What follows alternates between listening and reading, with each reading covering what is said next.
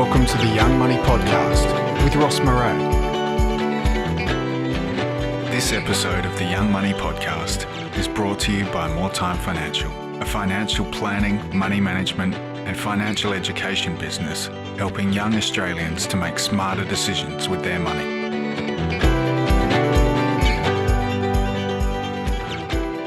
So if you weren't already aware, last week the government released their financial budget for the next financial year and outlined what they plan to do in order to maintain the Australian economy in a reasonable and profitable position. Now, for most people, trying to stick to their own personal budget is pretty tricky, so you can only imagine how tough it must be for the government to try and set a budget for the entire country and stop the country from spending more than it earns. Now, besides the federal budgets creating enough headlines to keep the media and the journalists jumping up and down for the next couple of months, there are some important things that young Australians need to be aware of when it comes to how the budget affects our generation. So in today's episode of the Young Money Podcast, I'm going to give you my 2 cents of the recent federal budget and what it means for us young Australians. So first of all, why do we need to have a federal budget?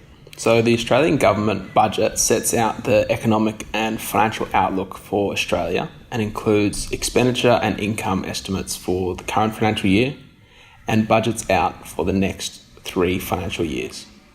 It shows the government's social and political priorities and how the government intends to achieve these aspects.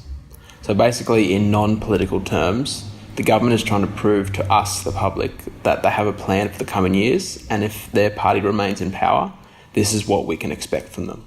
One of the biggest things that is important to remember is that this is only a proposed budget, and these changes that were released on Tuesday night still need to be passed through all levels of Parliament before they actually get put into place. So that could mean it might still be a couple of months before we see any of these changes come into effect.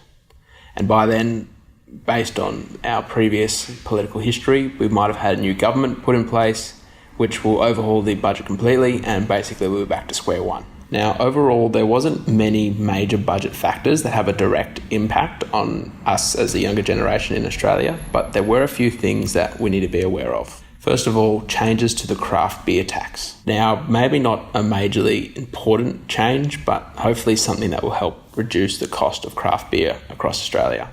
So currently, the beer tax slugs craft brewers about 40% more for using smaller beer kegs.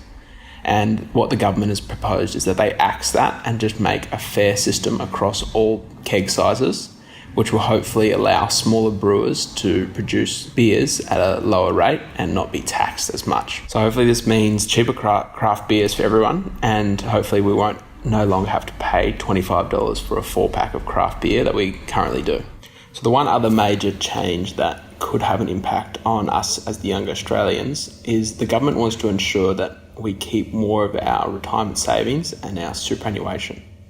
So the government is planning to reunite Australians with their lost superannuation funds, safeguard Australian superannuation from unfair fees, and also make sure that any inappropriate insurance arrangements are removed from their superannuation funds. Now, while you might be thinking that you don't need any insurance or superannuation is something you worry about later on, it's important to understand what you currently have in place inside your superannuation fund, and not only your balance, but also what type of insurance you have in place. So, as I said, you might be thinking, well, I don't really need any insurance anyway, I'm quite young, so what's the point and why will this affect me? And while it might be true that if you've got no children, no dependents, or not much debt, your need for life insurance is pretty minimal right now. But there's also another important part of insurance, which is called income protection, which sometimes is either held or funded through your superannuation fund, which is something that anyone that is working needs to have. So if you're unable to work, just think about what would happen to your income, what would happen to your household expenses, and potentially what would happen to your family if you, the main income earner, was unable to work. So most people would insure their cars, their mobile phones, but never really think about insuring their most important asset, which is themselves. So before any of these budget changes come into effect, be sure to double check what you have in place right now. So how many super funds you have, what your current balance is, and then also make sure what type of insurance you have in place before you might be affected by any of these proposed changes. So overall, in the budget, unfortunately, didn't really provide much in terms of fixing the housing affordability for us young Australians, but rather the government has come out since Tuesday and stated that last year's budget is where they addressed all the housing affordability issues, and their main piece for this was the introduction of the superannuation first home owner scheme, which was recently put in place, which in my opinion doesn't really go far enough to assist young Australians to get their foot in the property market, especially for those people who live in capital cities like Sydney and Melbourne, where house prices are just insane. But again, this is one of those decisions that I would rather leave up to someone else to make, and without going into political rant, I'll probably just leave it at that. So if you want to know more about the first homeowner superannuation scheme and how you might be affected by this year's budget, be sure to contact me at any of the links below, and I'll try and do my best to answer it for you or find the resources to help point you in the right direction.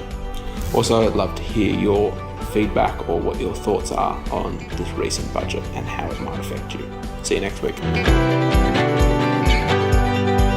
If you've enjoyed this episode of the Young Money Podcast, make sure you subscribe to keep up to date with all the latest episodes, and feel free to leave a like, comment, and share it with a friend.